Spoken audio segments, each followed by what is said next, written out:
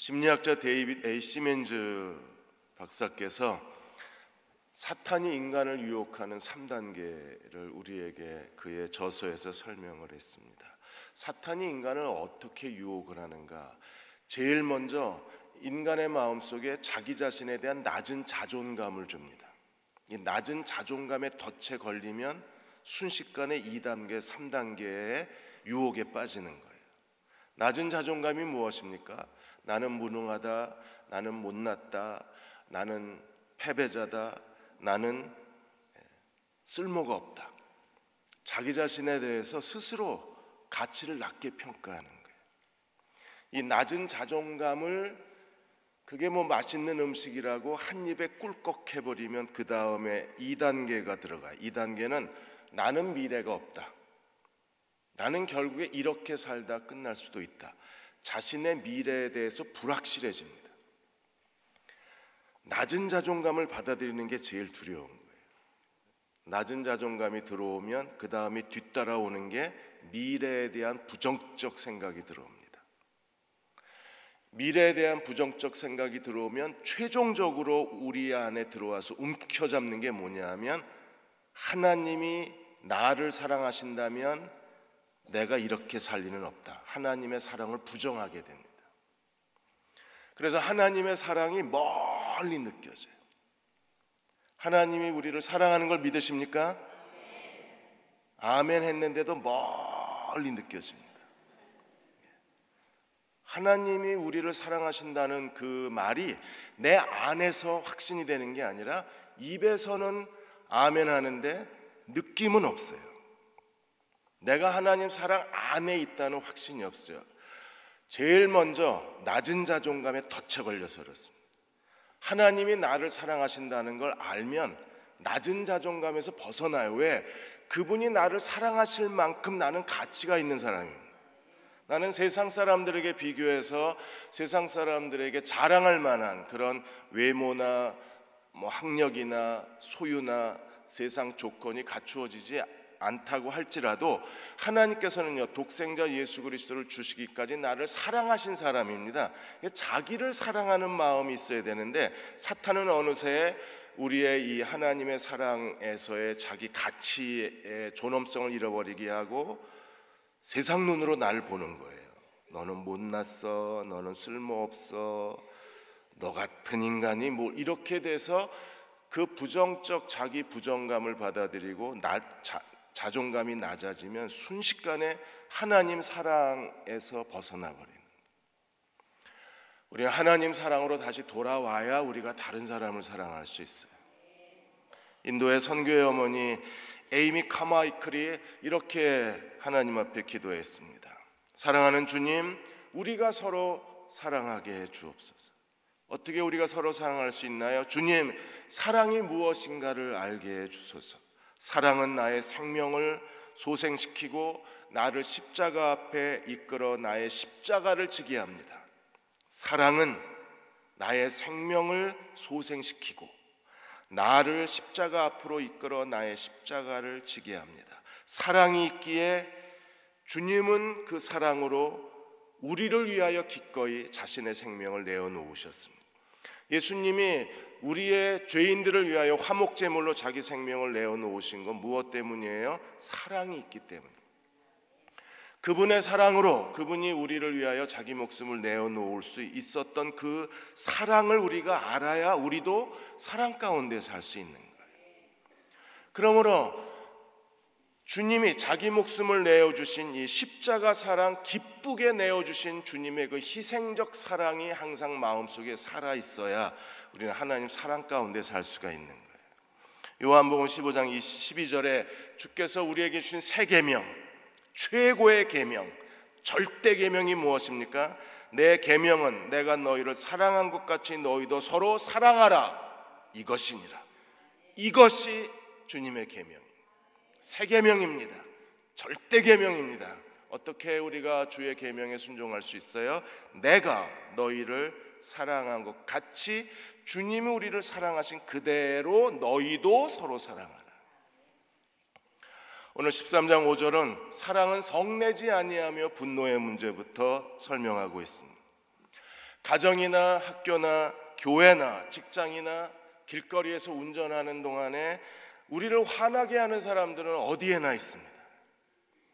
어디에나 보이지 않게 공기와 바람이 있는 것처럼 내가 서 있는 내 주변에는 항상 나를 화내게 하는 사람들이 있어요. 분노는, 사람들에 대한 분노는 불평하는 게 아닙니다. 사람에 대한 분노는 증오입니다. 미움입니다. 미움은 사탄에게 속한 겁니다.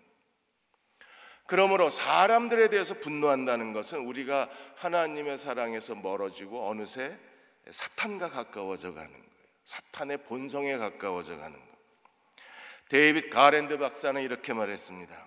사랑은 심술궂지 않으며 무뚝뚝하지 않고, 사랑은 쉽게 사소한 일에 흥분하지 아니하고, 사람들에게 함부로 비난하지 않고, 사랑은 사람들에게 노골적으로 불쾌감을 드러내지 않으며, 사랑은 함부로 말을 내뱉지 않고, 가깝다고 해서 함부로 말을 내뱉지 않고, 다른 사람의 말을 무시하지 않고, 사랑은 결코 말다툼하지 않는다.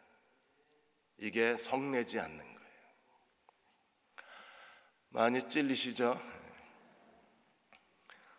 우리는 가정에서 남편과 아내한테 가깝다는, 아이들한테 가깝다는 이유만으로 우리는 불쾌감을 드러내고 말을 무시하고 비난의 말을 쏟아놓고 함부로 말을 하고 무뚝뚝하고. 그래서 분노는 심리적인 문제가 아니라 분노는 영적인 문제라고 말해요. 나를 화내게 하는 사람이 문제가 아니라 쉽게 화를 내는 내가 문제인 거예요. 만일에 우리가 쉽게 화내는 사람이라면 우리는 영적으로 지금 많이 약해져 있거나 하나님에게서 멀어져 있는 사람이라는 명백한 증거가 쉽게 화를 낸다는 데 있는 거예요. 조나단 에드워드는 이렇게 말했습니다. 사랑과 분노는 정반대에 있다 그랬어요. 사랑은 하나님께 있는 거라면 분노는요, 하나님에게 멀리 있는 거예요. 그래서 사랑과 분노는 정반대에 있다. 분노가 점점 사소한 것에 분노가 일어나기 시작하면 우리는 심각한 상태에 있는 거예요. 우리 너무나 사소한 일에 분노합니다. 저도 그렇습니다. 운전하다 보면 꼭 늦게 가는 사람들이 있어요. 왜 늦게 가는 사람은 항상 내 앞에 있는지 몰라요. 좀 비켜주면 될 텐데 항상 늦게 가는 애들이 제 앞에 있어요. 보통 운전하는 거 보면 이렇게 밖에 내다보면 그 사람 앞에 한 2m, 300m씩 200m, 300m 차를 띄워놓고 운전을 합니다. 바쁜데 지금 빨리 가야 되는데 항상 내 앞에 그런 사람이 있어요. 그게 화를 내게 만듭니다. 그게 화를 낼 일이에요. 비켜가면 될 일인데. 그리고 200m, 300m 빨리 간다고 뭐 더 나아지는 게 있습니까? 세금을 감면해 주나요? 하나님이 은혜를 더 주시나요? 그런데도 그걸 못 참는 거예요. 이게 우리의 중심이 어느 사이에 하나님에게서 조금씩 미끄러져서 멀어져 가는, 정말 사소한 것 때문에. 여러분들의 자녀가 자기 방을 청소하지 않은 것 때문에 불같이 화를 내는 엄마 아빠들이 있습니다. 엄마가 있구나, 아빠는 뭐 들여다보지도 않으니까. 내버려 두세요. 그게 굉장히 창의적인 애들이 방을 안 치웁니다. 지금 벤처 시대를 이끌어가는 창의적인 사람들이요, 전부 청소 안 하는 인간들입니다. 그러면서 정확하게 자기 물건이 어디 처박혀 있는지 다 알고 있는 거예요. 그게 창조성입니다. 그거에 왜 화를 내세요? 그리고 물건 제대로 안 둔다고, 남편 양말 함부로 벗어놓는다고, 집에서 좀 자유롭게 벗어요. 직장 생활에서 그 힘들게 살았는데 그냥 치우시면 되지. 그 왜 소리를 지르십니까? 이 분노가 습관화되고 사소한 것에 분노하는 게 나를 불편하게 만들지 말라는 거예요. 그게 아주 극도의 자기중심주의가 있는 거예요. 우리는 하나님 앞에 분노를 조심해야 합니다. 왜요? 에베소 4장 26절에 뭐라고 그러셨어요? 분을 내어도 죄짓지 말라. 그리고 해가 지도록 분노를 품지 말라. 왜요? 마귀에게 틈을 주지 말라. 분노는 마귀의 출입문입니다. 우리가 와 이러고 소리 지르는 동안에 문이 확 열리는 거예요. 마귀가 지집인 줄 알고 드나들고 앉았습니다. 걔가 벌써 내 마음의 그 자동문 번호 다 알고 있어요. 패스워드 다 알고 띠띠띠띠띠 이러고 보면 아내가 들어온 줄 알았더니 마귀가 쓱 들어옵니다. 지집인 줄 알고.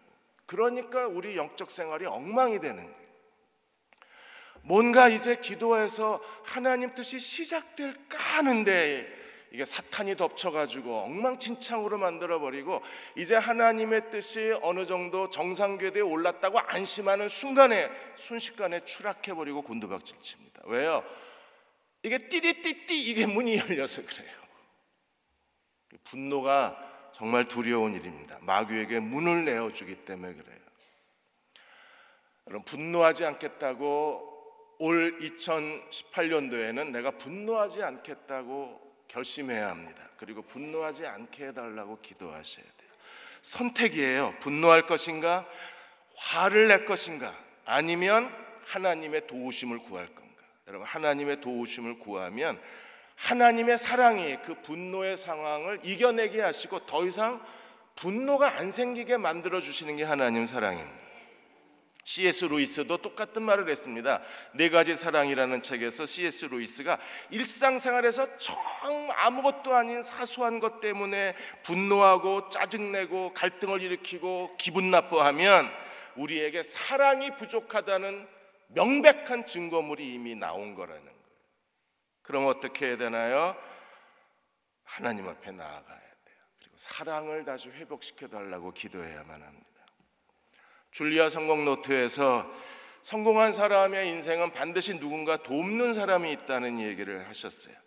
우리가 잘 아는 투자의 현인 워렌 버핏도 여러분 잘 아시는 것처럼 벤저민 그레이엄이 그의 이끌어주는 스승이 되어서 멘토가 되어서 오늘의 워렌 버핏을 만들어냈습니다. 혼자 성공한 사람은 없어요. 주변에 돕는 사람이 많은 겁니다. 그러면 사람을 끌어들이는 매력이 강해야 돼요. 그래서 사람을 끌어들이는 매력에 대해서 5가지로 얘기를 했습니다. 첫째가 사람을 진심으로 대하라는 거예요. 진실. 과장하거나 허영심으로 대하지 말고 있는 그대로 자신의 진심을 대하고 진심이 통하면 그 사람이 내 편에 서서 나를 돕는 자가 되어주는 거예요. 두 번째는 경청입니다. 잘 들어줘라. 사람들이 자기 말을 하는 것은 무엇 때문에 그렇습니까? 사람들의 이목을 끌고 관심의 대상이 되려고 하는 거잖아요. 그런데 경청하는 사람은 잘 들어주는 사람을 모든 사람이 다 좋아합니다. 세 번째는 관심을 얻으려면 먼저 적극적으로 관심을 표해야 됩니다. 사람들이 나에게 관심을 가져주겠지 기다리면 여러분들이 무덤에 들어가실 때까지 아무도 여러분에게 관심이 없어요. 먼저 적극적으로 관심을 보여야 다른 사람에게 관심을 갖는 것도 능력이라 그랬어요. 관심을 가져줘야 사람들이 우리에게 관심을 갖습니다. 네 번째는 너무 진지해서 사람들에게 스트레스를 주지 말라는 거예요. 사람들은요 지금 살고 있는 게 스트레스인데 거기에 너무 무겁고 진지하게 되면요 사람들이 자꾸 피해 다닙니다. 그래서 사람들이 절 피해 다니잖아요. 목사기 때문에 이게 만나면 재미가 없는 거예요. 그러니까 가뜩이나 재미가 없는데 너 만나서 더 재미가 없어지면 싫다는 겁니다. 그래서 피해 다니잖아요. 너무 진지하면 부담을 주고 스트레스를 주면 사람들이 싫어합니다. 5번째는 어느 한 여학생 얘기를 했어요. 이 여학생은 그렇게 예쁘지 않은데 인기가 너무 좋습니다. 모든 사람이 선생님도 학생들도 이 여학생을 좋아해요. 그래서 어느 날 여학생에게 질문을 했습니다. 왜 사람들이 너를 이렇게 좋아한다고 생각하냐? 그러자 이 여학생이 간단해요. 저는 언제나 화를 안 내요. 여러분, 화를 안 내는 사람을 좋아해요. 화를 안 낼 수 있다는 게 아름다움입니다. 화를 안 낼 수 있다는 게 거룩함입니다. 화를 내지 않을 수 있다는 게 인간에 대한 예의입니다. 그래서 모든 사람이 좋아하는 거예요. 우리가 하나님의 사랑으로 살고자 하면 성내지 아니하며 이 말씀을 실천하는 종들이 되어야만 합니다. 자, 이제 13장 5절에서 사랑은 악한 것을 생각하지 않는다. 두 번째로 성내지 아니하고 이제 두 번째로 악한 것을 생각하지 않는다. 악한 것을 생각하지 않는다는 게 뭐예요? 원한을 품지 않는다. 사람들의 마음속은요, 마음속에 다 기억의 창고가 있고 또 시멘즈가 말한 것처럼 모든 사람의 마음속엔 인간관계 장부가 있다고 합니다. 그 장부 속에는 그 사람이 내게 손해를 입힌 거, 그 사람이 내게 상처를 준 거, 그 사람이 나에게 아픔을 주고, 그 사람이 나를 굴욕스럽게 하고, 그 사람이 나를 무시한 것에 대해서 일일이 날짜, 시간, 심지어 초까지 다 기록해 놓고 있어요. 이게 악한 것을 생각하는 거예요. 다른 건 하나님 말씀을 어제 들은 거 다 잊어버리면서 마음속에 이 회개장부에는요 12년 전 일을 그냥 생생하게 기억하고 있어요. 얼마나 뛰어난 기억력을 갖고 계신지 모릅니다. 36년 전 일을 어제 일처럼 기억하고 계십니다. 그게 악한 것을 생각한다는 거예요. 데이빗 가랜드는 이렇게 말했습니다. 복수할 생각으로, 언젠간 복수할 거야, 복수할 생각으로 다른 사람의 잘못을 하나하나 기록해 놓는 것이 악이다 그랬어요. 그게 바로 인간, 하나님이 제일 싫어하시는 악의 형이라 그랬어요. 신경과학자 데니엘 에이멘 교수가 재밌는 실험을 하나 했습니다. 이분이 쓴 책이 한국에도 번역이 됐는데, 복수심이 인간의 감정, 뇌에 끼치는, 이 뇌학자거든요. 이분이 뇌에 끼치는 영향을 조사했습니다. 그래서 사람들에 대한 원한, 그 상처받은 서운함, 다른 사람에 대한 악한 생각을 가졌을 때 뇌에다 다 이걸 붙여놓고 어떤 일이 일어나는 걸 봤어요. 여러분 어떤 일이 일어난 줄 아십니까? 사람이 다른 사람에 대해서 분노하고 다른 사람의 악한 것을 기억하고 부정적인 생각을 가지면요, 뇌에서 그 혈관에서 호르몬에서 독성 물질이 나와요. 이게 독성 물질이 나와서 그게 신경세포를 따라 흘러가면서 신경세포를 녹입니다. 그래서 뇌에 구멍이 뚫려요. 치매 환자나 알츠하이머, 파킨슨병을 가지신 분들의 뇌를 촬영하면 뇌가 어떻게 돼 있어요? 찌그러져 있어요. 안 보셨어요? 뇌가 이렇게, 하나 찍어다 드릴 걸. 뇌가 이렇게 찌그러져 있고 뇌에 구멍이 뚫려 있습니다. 실제로 이게 분노와 악한 생각을 갖고 있으면요, 이 독성 화학 물질이 신경세포를 녹인다는 거예요. 그래서 뇌에 구멍을 뚫습니다. 그러면 이게 어떻게 뇌가 다시 회복이 되는가? 그래서 데니엘 에이멘 교수가 다시 2차 실험을 했는데, 사람이 그 사람에 대해서 용서하지 않고 악한 감정을 가지면 신경세포를 따라서 뇌가 구멍이 뚫렸는데, 그 사람을 용서하면 신경세포가 살아났어요. 그래서 하나님이 우리에게 용서하라고 말씀하신 이유가 이게 뇌과학적으로도 굉장히 중요한 사건을 발견해내신 거예요. 분노하면 우리가 악한 것을 계속 기억하고 계시면, 그 12년 전에 그 얘기를 지금도 하고 계시면요, 뇌가 구멍이 뚫리는 거예요. 이제 용서하세요. 그럼 구멍이 메꿔져요. 27년 전 그 얘기 지금도 하고 계시면요, 뇌에 구멍이 빵빵빵빵 뚫립니다. 오늘 하나님 사랑으로 용서를 선포하고 용서하시면 구멍이 다 메꿔질 거예요. 신경세포가 다 살아나서. 베드로가 예수님을 3번 부인했을 때 주님이 베드로에게 한 번도 책망하신 적이 없습니다. 오히려 요한복음 21장에 예수님이 베드로를 찾아가셔서 너 왜 그랬니? 야, 너 대단하더라. 야, 그 대제사장 난로 앞에 서서, 야, 그 계집종 아이 앞에서 너 신나게 날 부인하던데, 주님이 이러셨나요? 야, 난 너 믿었는데 네가 그럴 진 진짜 몰랐다. 너 정말 서운하다. 주님이 1년마다 오셔가지고 베드로한테, 야, 너 그때 그러는 게 아닌데 너 그럴 수가 있냐? 항상 또 이게 닭울음 소리 듣고 베드로가 회개했잖아요. 그러니까 가끔가다 야식에 이제 치킨 시켜 먹으면서 닭을 쳐다보면서, 야, 닭 보니까 너 그날 밤 생각난다 이러고 계속 주님이 얘기하셨으면 주님의 뇌에 구멍이 빵빵빵빵 뚫렸을 겁니다. 근데 한 번도 얘기하신 적이 없어요. 뭐라 그러셨어요? 요한복음 21장 17절에 세 번째 이르시되 요한의 아들 시몬아, 내가 나를 사랑하느냐 하시니, 주께서 세 번째 내가 나를 사랑하느냐. 주님이 뭘 질문하셨어요? 왜 그랬어가 아니라 주님이 뭘 질문하셨어요? 내가 나를 사랑하느냐. 세 번째 물으니까 베드로가 근심이 돼서 주여 모든 것을 아시오매 내가 주님을 사랑하는 줄 주님이 아시나이다. 그러자 예수님이 뭐라 그러셨어요? 내 양을 먹이라, 내 양을 치라, 내 어린 양을 먹이라. 주님이 사명을 다시 재확인해 주셨잖아요. 이게 용서입니다. 여러분 마음속에 회개장부 다 찢어버리십시오. 그 뭐 좋은 거라고 그렇게 은행의 안전금고에다 넣어놓고 그냥 심심한 가서 꺼내보고 한숨을 쉬세요. 찢어버리세요. 용서를 선포하십시오. 그리고 용서해야 우리 마음이 깨끗해지는 겁니다. 1972년 6월 8일 날 베트콩 근교의 카오다이 사원에 미국의 비행기 4대가 뜨고 그 4대의 비행기에서 그 네이팜이 한번 터지면 불바다가 되잖아요. 그래서 포탄이 떨어졌습니다. 그때 사진 기억하시나요? 킴폭. 이 킴폭이 옷에 불이 붙은 거예요. 그래서 그 옷을 다 벗고 그리고 도로를 뛰어가는 장면이 저 사진에 찍힌 겁니다. 저게 왜 벌거벗었느냐면 옷이 다 타버렸어요. 그리고 온몸이 그 네이팜으로 인해서 다 불에 뒤인 거예요. 나중에 그 킴폭이 저 나이 들었을 때 사진인데 그 등이 다 엉망입니다. 화상 자국으로 인해서.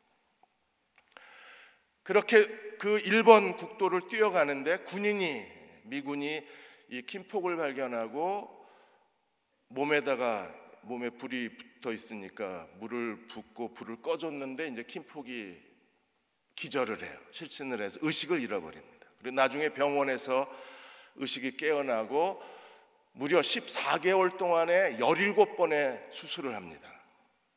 17번의 수술을 하고 킴폭이 이제 자기 집으로 돌아갔는데 이미 완전히 잿더미가 된 거예요. 가족이 다시 만났는데 하루하루 살기가 너무 힘든 겁니다. 그 미군에 대한 증오, 전쟁에 대한 분노, 그래서 매일매일 그녀는요 힘겹게 자기 안에 이 증오와 분노를 견딜 수가 없었던 거예요. 몇 번이나 자살을 하려고 하다가 실패했습니다. 그러다가 내가 뭔가 삶의 의미를 찾아야 되겠다고 해서 멀리 떨어진 도서관에 가서 종교 서적을 뒤적이다가 성경을 발견하고 성경을 읽습니다. 그리고 1982년 성탄절날 선교사를 찾아가서 예수님을 개인의 구세주로 영접하고 구원받습니다. 그리고 용서합니다. 용서하고 나는 여러분을 용서합니다라고 기자회견을 하고 찍은 사진이었어요. 그녀는 하나님이 내 마음에 무거운 짐, 분노와 증오의 무거운 짐, 지워도 지워지지 않는 그날의 악몽. 근데 예수 그리스도의 십자가의 피가, 하나님의 그 크신 사랑이 내 마음에 그 악한 기억들을 다 지워버려 주셨다 그랬어요.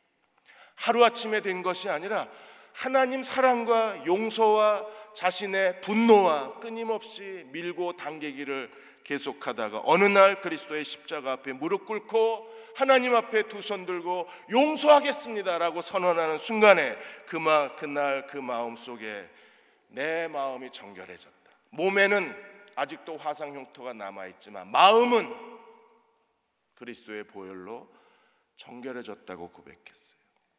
우리 마음엔 어떤 악한 것도 남아있어서는 안 돼요. 13장 6절에 보시면 사랑은 무엇입니까? 불의를 기뻐하지 아니하며 진리와 함께 기뻐하는 겁니다. 기쁨이 있어야 됩니다. 근데 우리는요, 세속적인 사람은 어디서 기뻐해요? 불의에서 기뻐합니다. 하나님의 사랑은 어디서 기뻐합니까? 진리에서 기뻐합니다.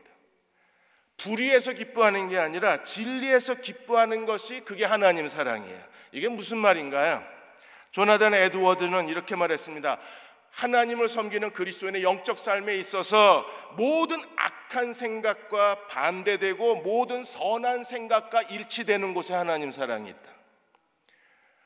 무엇을 설명하고 있나요? 핸드 드림먼드는 말하기를 사랑은 이웃의 악함이 드러나는 걸 기뻐하지 않는다 그랬어요. 불의를 기뻐하는 것은요, 세상 사람들, 교만한 사람들, 세속적인 사람들은요, 다른 사람의 죄가 드러나는 걸 기뻐합니다. 그러나 하나님 사랑으로 사는 사람들, 그리스도를 닮은 사람들, 그리스도의 성품으로 사는 사람들은요, 다른 사람의 죄가 드러나는 걸 덮어주는 사람입니다. 그리스도를 믿는 신앙의 중심 진리가 여기에 있는 거예요. 들춰내느냐 덮어주느냐, 여기에 있는 거. 누가복음 7장에 보시면 바리새인 시몬의 집에 예수님이 초대받으셔서 식사하실 때 거기에 그 동네에 죄 많은 여인이 찾아왔었어요. 누가복음 7장 37절에 그 동네에 죄를 지은 한 여자, 동네 여자, 부드럽게 동네 여자라고 표현했지만 그 당시에 유대인들에게 저 여자는 동네 여자라는 것은요, 창녀를 가리켜서 동네 여자라고 그랬어요. 길거리 여자.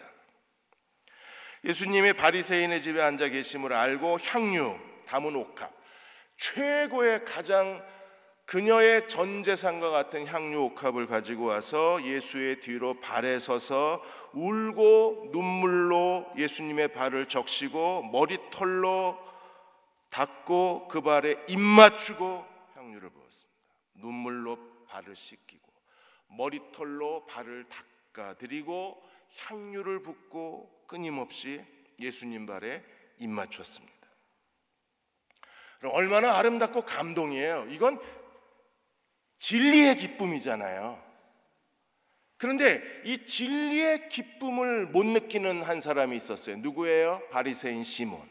시몬이 뭐라 그랬습니까? 39절에 예수를 청한 바리새인이 그것을 보고 마음에 이르되 이 사람이 만일 선지자라면, 이 사람이 예수님을 가리켜서 이 인간이 이루고 앉았는 거예요. 이 사람이 만일 선지자였다면 자기를 만지는 이 여자가, 그걸 만진다고 표현을 한 겁니다. 어떻게 이렇게 예수께 불경스럽게 무례하게 표현할 수 있어요?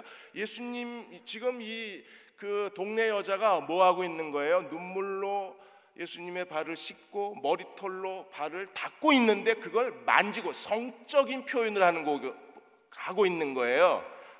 마치 성적으로 만지는 것처럼 이 시몬이 표현을 하고 있는 거예요. 이 시몬은요, 악한 것을 기뻐하는 거예요. 이게 바로 기쁨이 어디에 있느냐, 불의에 있느냐 진리에 있느냐, 이 차이예요. 여러분, 우리는요 진리를 기뻐하는 사람이어야 합니다. 계속 시몬 베드로가 뭐라 그랬어요? 이 여자가 누구며 이런 여자라고 그랬습니다. 런자가 빠졌어요. 원래 그 번역에 보시면 이런 여자가 어떤 여자인데요? 동네 여자, 창녀, 더러운 여자. 이 더러운 여자가 누구며 어떠한 자 죄인인 줄 알았으리라. 얼마나 교만합니까? 나 같으면 안 하겠다는 거예요. 근데 예수님은 뭐 저런 사람이 다 있나?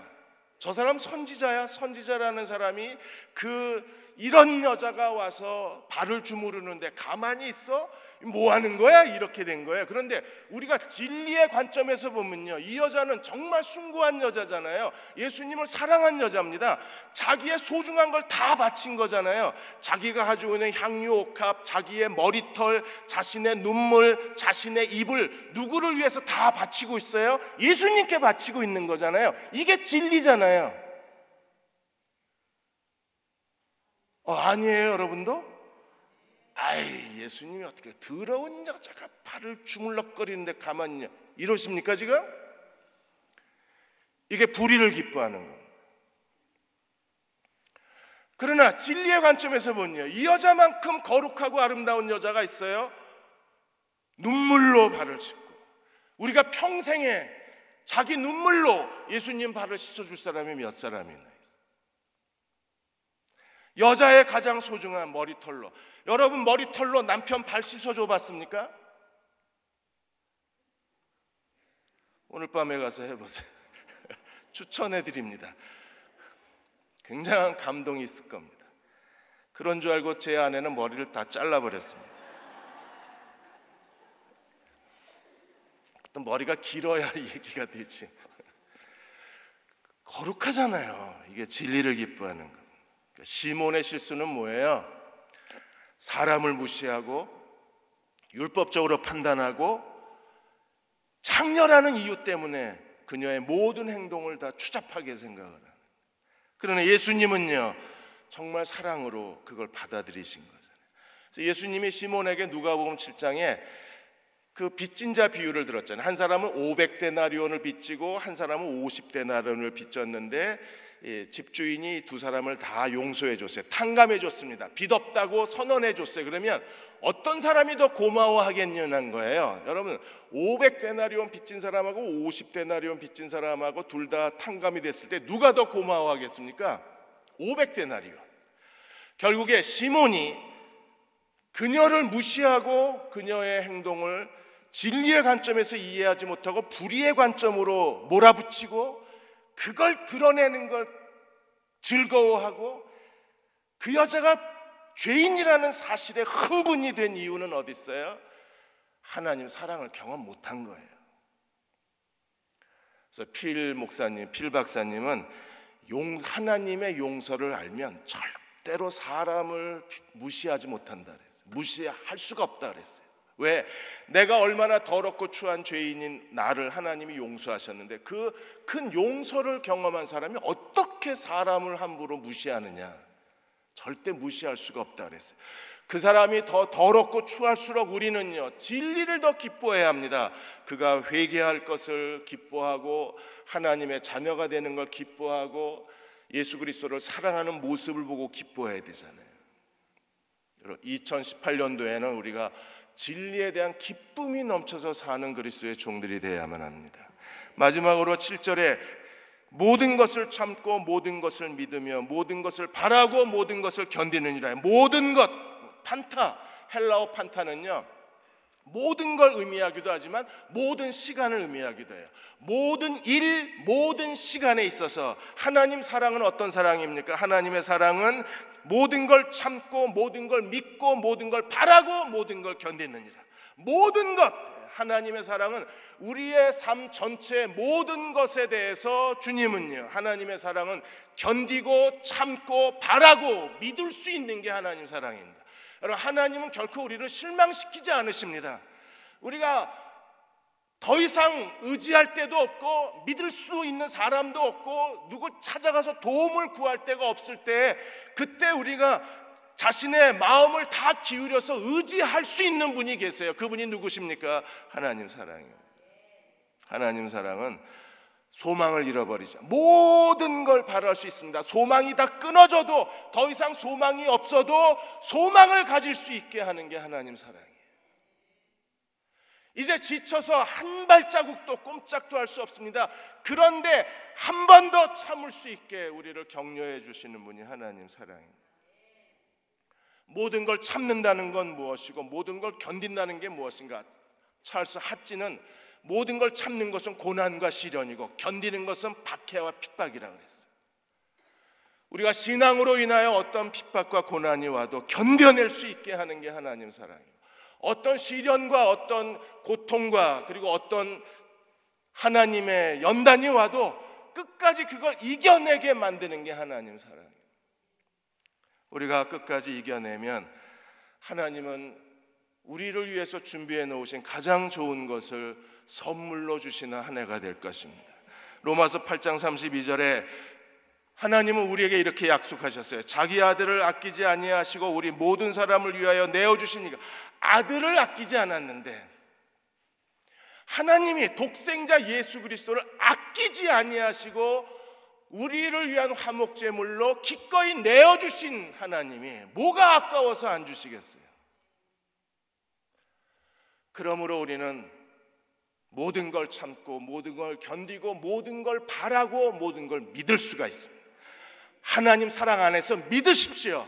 하나님이 오늘 나와 함께 계시고 하나님의 뜻을 이루어 계시고 내 인생에 그분의 선한 뜻을 이루어 계시며 하나님의 영광을 위해서 나를 위하여 준비하고 계신 하나님이심을 믿으십시오. 조금도 의심할 필요가 없는 거예요. 왜? 그 증거가 있잖아요. 자기 아들을 아끼지 아니하시고 내어주신 이가 그 아들과 함께 모든 것을 우리에게 주시지 않겠느냐. 모든 것이 약속되어 있습니다. 그러므로 우리는 모든 걸 믿으며 모든 걸 바라고 모든 걸 참고 모든 걸 견뎌야만 합니다. 그게 하나님 사랑입니다. 35절에 8장 35절에 누가 우리를 그리스도의 사랑에서 끊으리요? 환난이나 곤고나 박해나 기근이나 적신이나 위험이나 칼이라. 그 어떤 것도 우리를 하나님의 사랑에서 결코 끊을 수가 없습니다. 그런데 끊어지는 사람들이 있습니다. 기적적인 사람들입니다. 성경은 결코 끊어질 수 없다 그랬는데 어느새 끊어졌어요. 어디서부터 끊어진다고요? 낮은 자존감에서부터 끊어집니다. 코리텐붐 여사가 주님은 나의 피난처라는 책에서 나치 강제 수용소에서 있었던 일을 얘기를 하셨어요. 나치 강제 수용소에서는 금요일마다 신체 검사가 있어요. 신체 검사가 어떻게 하는 줄 아십니까? 여자가 다 벌거벗고 독일 군인들이 한 줄로 서 있으면 벌거벗은 채 군인들 앞을 지나가는 거예요. 여자로서는 정말 치욕스럽고 수치스러운 시간인데 이게 매주 금요일마다 벌거벗긴 채 신체 검사라는 명목으로 여자들이 벌거벗긴 채 그 앞을 지나가야 했었어요. 어느 날 동생 베시하고 코리텐붐 여사가 신체 검사한다고 다 옷을 벗고 서 있는데 그 앞에 갑자기 예수님이 환상이 보였어요. 예수님의 십자가. 근데 예수님의 십자가에서 예수님이 벌거벗고 계셨어요. 그때 코리텐붐 여사가 깨닫습니다. 그래도 화가들이 그림을 그릴 때 예수님은 허리에 수건을 두르셨잖아요. 그건 화가가 예수님에 대한 마지막 존경이라는 걸 알아요. 실제로는 예수님은 벌거벗기신 겁니다. 만일에 하나님이 오늘 저한테 여러분을 위해서 너 벌거벗고 죽어라 그러면 저 아마 한참 고민을 할 것 같아요. 여러분은 하실 수 있나요? 그때 코리텐붐 여사가 깨닫습니다. 그리고 베시한테 말해요.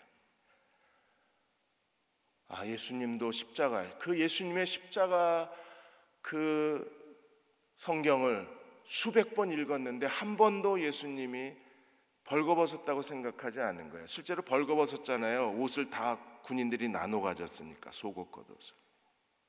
그때 깨닫습니다. 그러자 베시가 언니의 얘기를 듣고 이렇게 얘기합니다. 언니, 우리는 한 번도 그 벌거벗으신 예수님께 감사드린 적이 없었네. 그리고 둘이 손을 잡고 그 자리에서 감사 기도를 드려요.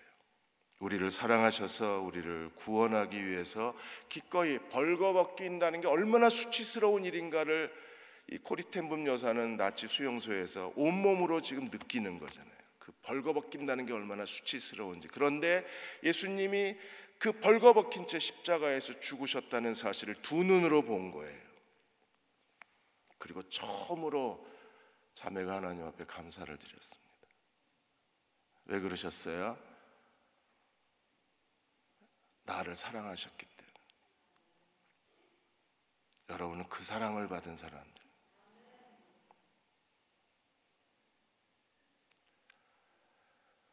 그럼 우리도 사랑해야죠. 그 사랑을 기억하고 사랑을 실천할 수 있는 그리스도의 겸손한 종들이 되시기를 주의 이름으로 기원합니다. 이 시간 우리 같이 기도하고 이제 각 파트별로 구역별로 목사님들이 나와서 안수기도해 주실 때 장로님들 같이 동역해 주실 수 있으면 같이 나와서 목사님들이 기도할 때 같이 옆에서 손을 얹고 장로님들도 기도해 주셨으면 좋겠습니다. 제가 시편 23편을 가지고 오늘 여러분과 기도하고 싶습니다.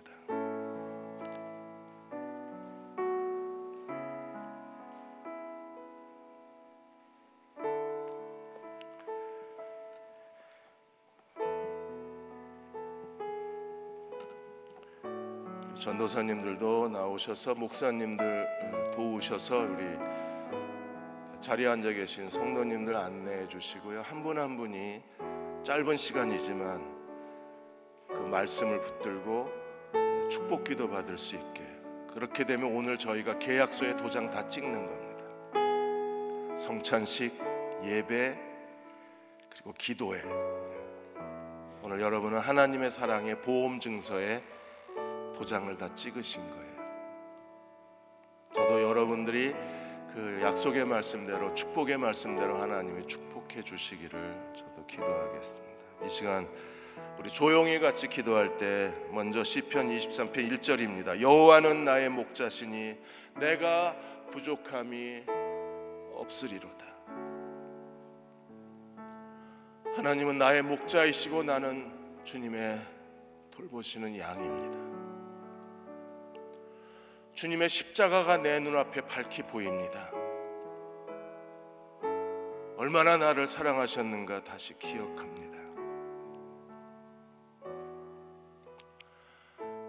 하나님이 나의 목자라는 사실만으로 나는 아무 부족함이 없습니다.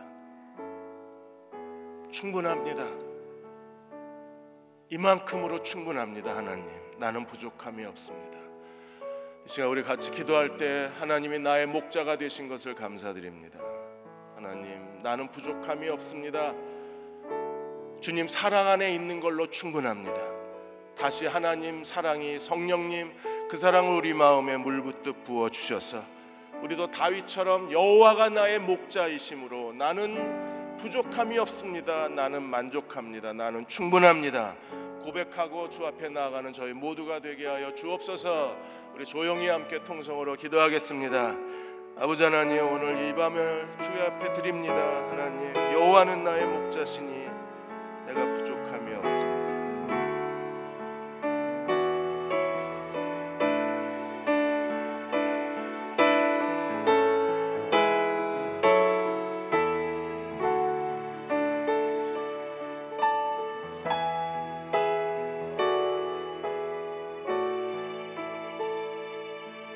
안수기도 시작해 주세요.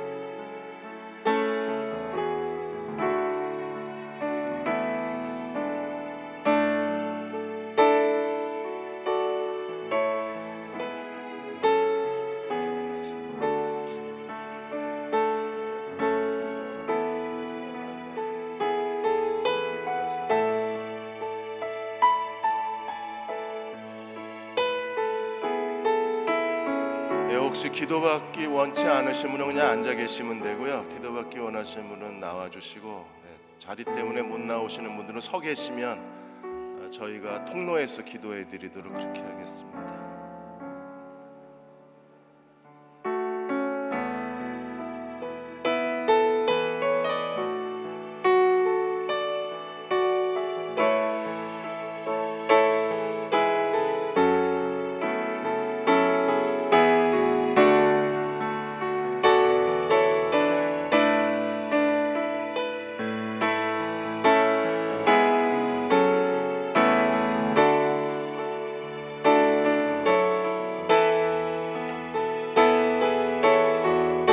앉으셔서 기도하시다가 나오라는 사인이 있으시면 나오시면 됩니다. 나오지 마시고요. 같이 기도하시다가 순서가 되면 나가셔서 기도받으십니다.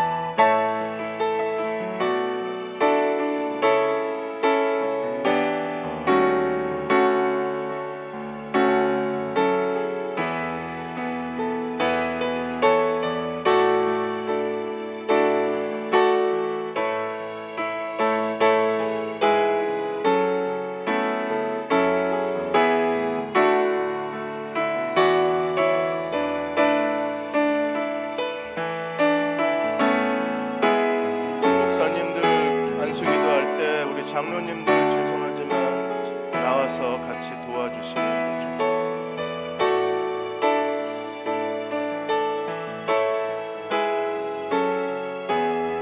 나와서 같이 기도해 주시면 교우들이 더 행복해할 것 같습니다.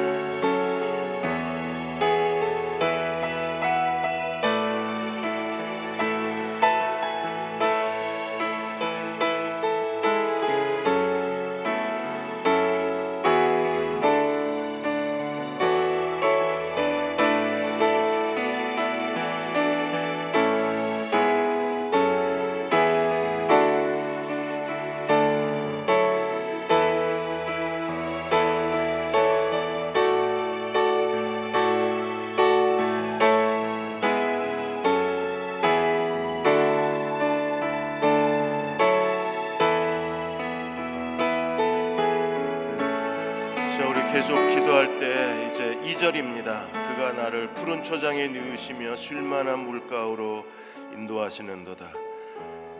주님은 나의 목자시니 내가 아쉬움이 없습니다. 2018년 한 해 동안에 주님 나와 내 가정과 대흥 침례교회를 푸른 초장에 풀밭에 누이시며 쉴만한 물가로 인도하여 주옵소서. 우리가 순종하고 따르겠습니다. 같이 함께 기도하겠습니다. 아버지 하나님, 나를 푸른 풀밭에 누이시며 쉴만한 물가로 인도하여 주옵소서. 여호와가 나의 목자시니 내가 아쉬움이 없습니다. 부족함이 없습니다. 하나님, 이 말씀대로 은혜를 축복해 주시옵소서.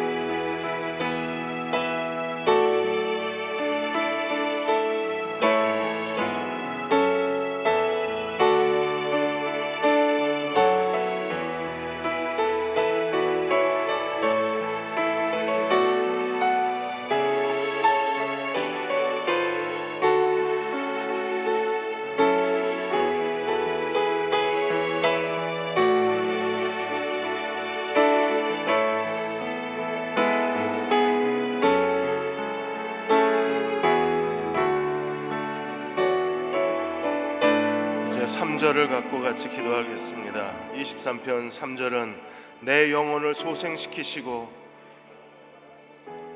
자기의 이름을 위하여, 주님의 이름을 위하여 의의 길로 나를 인도하시는도다.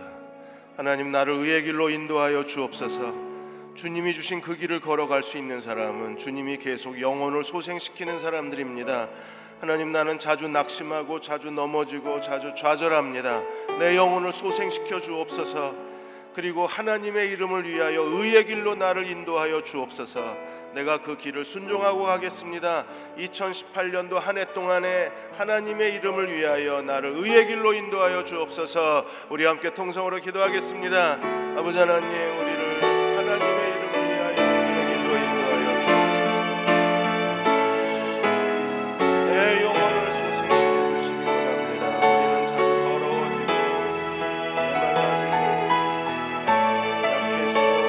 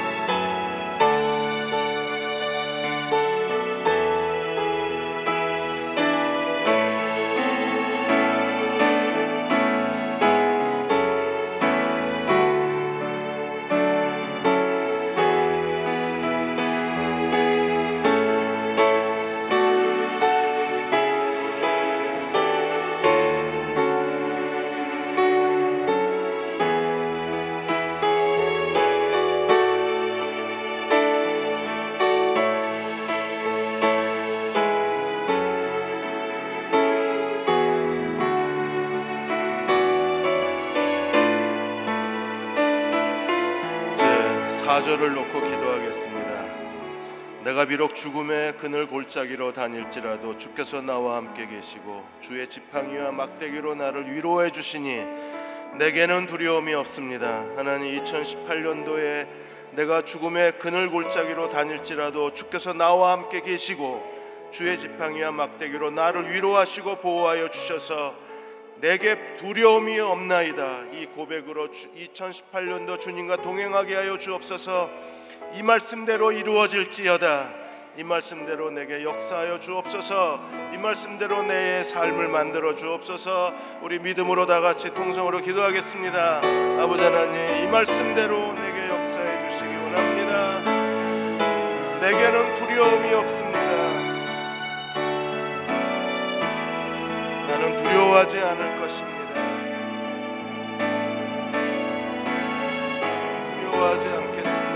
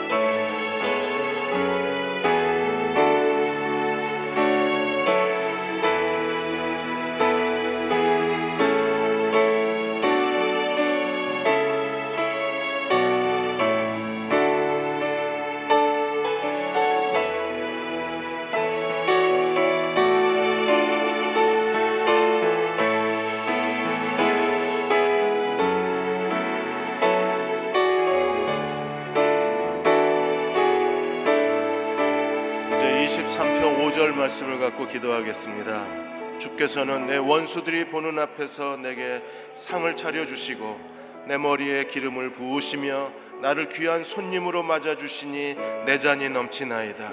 하나님, 이 말씀으로 나를 축복해 주옵소서. 내 원수들이 보는 앞에서 내게 잔치상을 차려주시고 내게 머리에 기름을 부어주시며 나를 귀한 손님으로 맞아주셔서 내 잔이 넘치게 하여 주옵소서. 2018년도를 기대합니다. 하나님의 손에 맡깁니다. 내 잔이 넘치게 하여 주옵소서. 이 말씀으로 기름 부어 주옵소서. 우리 나같이 함께 통성으로 기도하겠습니다. 아버지 하나님, 이 말씀으로 우리를 기름 부어 주시고 축복하여 주시고 이 말씀으로 역사하여 주옵소서. 내 잔이 넘치나이다. 나는 부족함이 없으리로다. 나는 두려워하지 아니하리로다. 하나님, 이렇게 2018년도 주님과 함께 살게 해 주옵소서.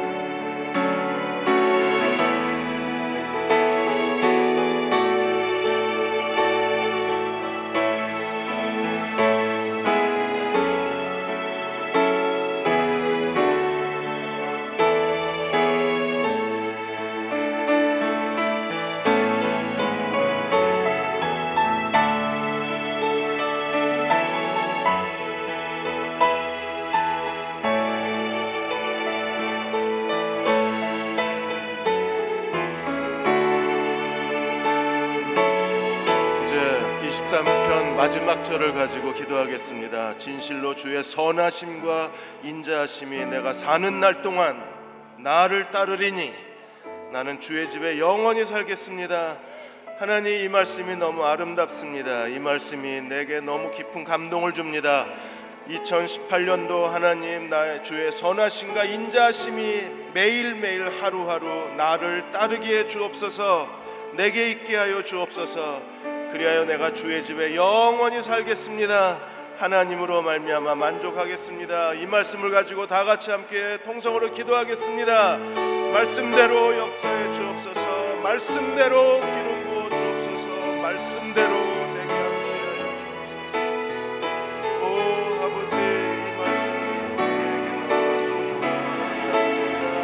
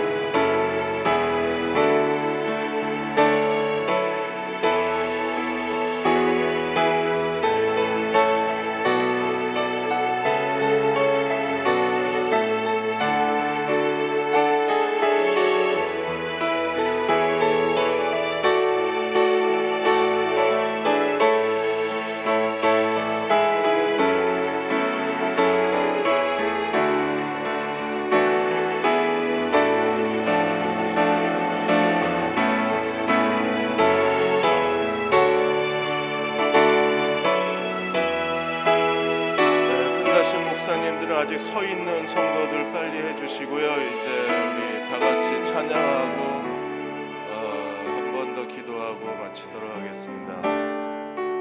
목사님들, 장로님 앉아 계시지 마시고 아직 못 받으신 분들 같이 기도해 주셨으면 합니다. 오늘 시편 23편 말씀으로 저희가 기도했는데 하나님이 이 시편 23편 말씀대로 우리를 인도하시기를 정말 간절히 소망합니다. 그렇게만 해주시면 우리는 얼마나 좋을지 모르겠습니다.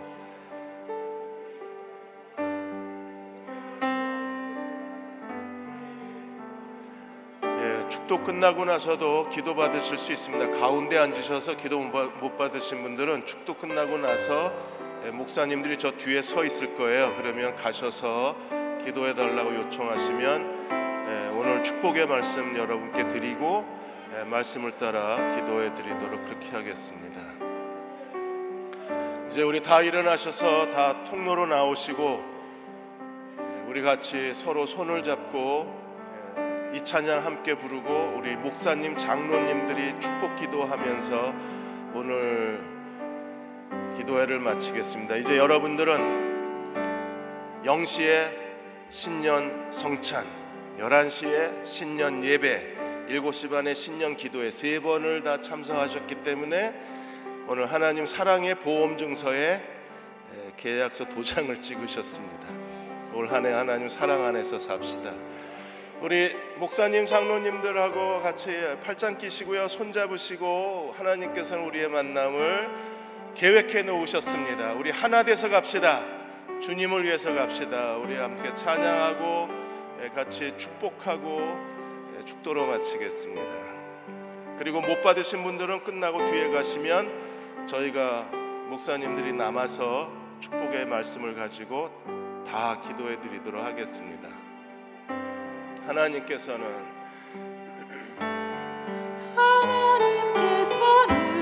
우리의 만남을 우리 다 손잡고 팔짱 끼고 같이 찬양하겠습니다. 계획해 놓으셨네. 우린 하나 되어 어디든 가리라.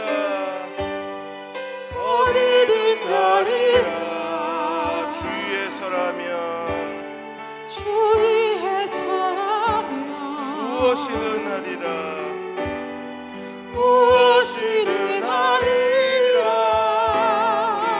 힘주고 당신과 함께 우리는 하나 되어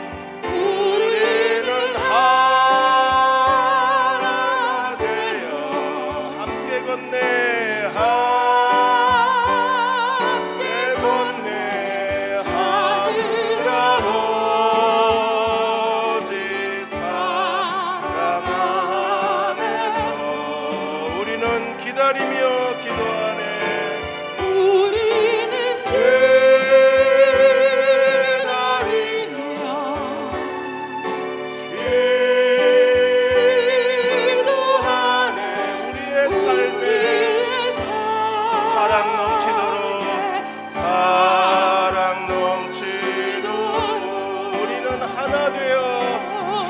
걸어갑시다. 우리는 하나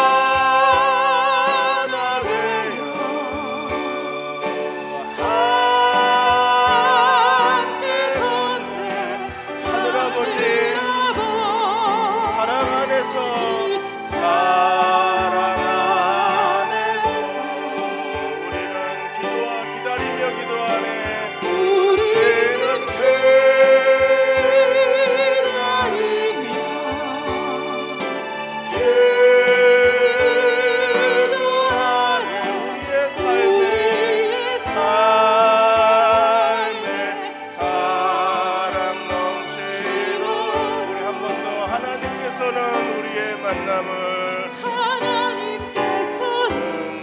만남을 계획해 놓으셨답니다. 계획해 만남을 계획해 놓으셨네. 계획해 놓으셨네. 하나가 되어 우린 하나 되어 어디든 갑시다.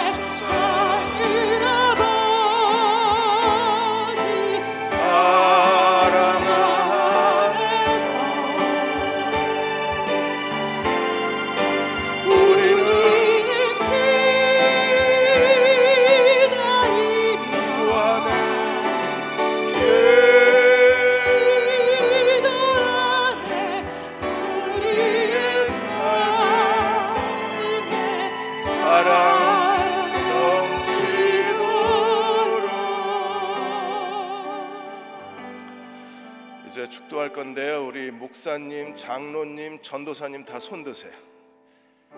돌아서서 우리 성도들 바라보시면서 이분들 축복하겠습니다. 한 1분 동안 하나님, 우리가 함께 걷겠습니다. 주의 사랑이 우리 안에 충만하게 해 주옵소서.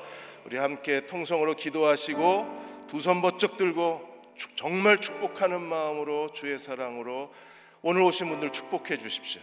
오지 못하신 분들도 여러분 축복해 주십시오. 여러분은 기름 부으심 받으신 분들이고 이분들을 축복할 자격이 있습니다. 주여 우리를 축복해 주옵소서. 우리 같이 통성으로 시편 23편을 따라 축복해 주옵소서. 통성으로 기도하고 제가 축도하겠습니다. 아버지 하나님, 시편 23편 말씀으로 우리를 축복하여 주옵소서. 여호와여 나의 목자가 되어 주셔서 내가 아쉬울 것이 없어라. 아쉬움이 없게 해주시기 원합니다.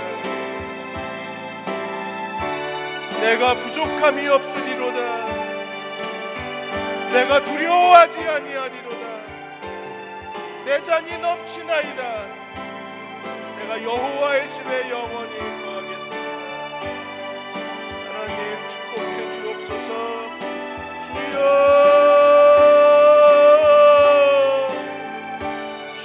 주옵소서. 여호와의 복이 함께하여 주옵소서. 주여 주의 복으로 영접하여 주시고 하늘에 거룩한 것과 땅에 기름진 것을 주여 우리를 축복해 주옵소서.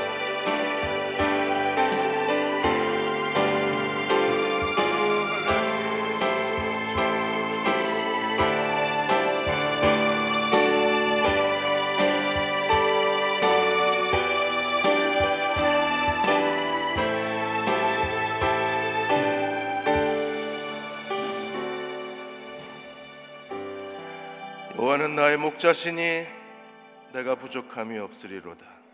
그가 나를 푸른 풀밭에 누이시며 쉴만한 물가로 인도하시는도다. 내 영혼을 소생시키시고 자기 이름을 위하여 의의 길로 인도하시는도다. 내가 사망의 음침한 골짜기로 다닐지라도 해를 두려워하지 않을 것은 주께서 나와 함께 하심이라. 주의 지팡이와 막대기가 나를 안위하시나이다. 주께서 내 원수의 목전에서 내게 상을 차려주시고 기름을 내 머리에 부으셨으니 내 잔이 넘치나이다. 내 평생의 선하심과 인자하심이 반드시 나를 따르리니 내가 여호와의 집에 영원히 살리로다.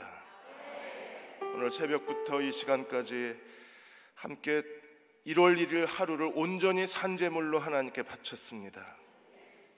주의 언약 안에 거하기를 소망했습니다. 이제 2018년도 저희들의 삶은 주님 것입니다. 선한 목자 되셔서 시편 23편의 말씀으로 저희들의 삶과 저희들의 가정과 아들 딸들 위해 기름 부어 주옵소서.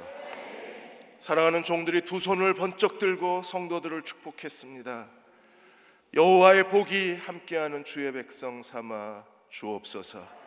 지금 우리를 죄에서 구원하신 우리 주 예수 그리스도의 은혜와 하나님 아버지의 그 크신 사랑하심과 성령의 위로하시고 도우신 은혜가 오늘 신년 기도에 참석하고 약속의 축복의 말씀을 받고 함께 기도한 모든 교우와 가정과 아들 딸들 위해 저희의 새로운 사업의 계획과 간절한 기도와 소망 위에 이 민족과 이 땅의 모든 교회 위에 지금부터 영원히 함께 하시기를 간절히 축원하옵나이다.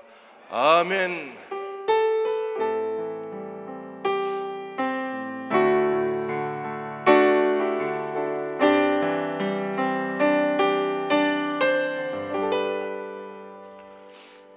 네, 수요일 날 뵙겠습니다. 오늘 하루 정말 행복했습니다. 즐거웠습니다. 감사합니다. 안수기도 못 받으신 분들은 앞으로 나오세요. 목사님들 앞으로 나오시고 앞으로 나와서 안수기도 받으시겠습니다.